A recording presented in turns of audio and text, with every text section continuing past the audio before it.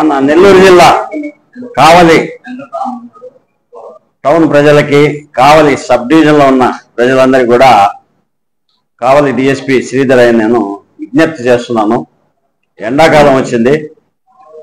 ఈ ఎండాకాలంలో దొంగతనాలు జరిగే ఆస్కారం ఎక్కువ. ఎందుకంటే చాలా మంది పని పాట లేకుండా ఖాళీగా ఉంటారు.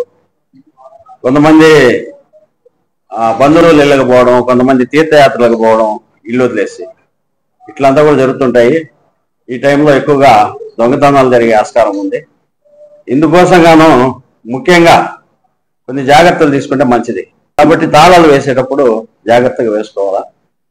తర్వాత స్థానిక పోలీస్ స్టేషన్లో, అయ్యా మేము పలానా ఊరికి పోతున్నాం, పలానా ఎరిగిపోతున్నాం, ఇన్ని రోజులు రాము చెప్పండి అంటే మేము మా సిబ్బందిని పంపించి LHMS కెమెరాలు పెట్టిస్తాం. అక్కడ ఆ రకంగా కూడా చాలా మంది దొంగలు పట్టుకున్న ఇవి ఉన్నాయి.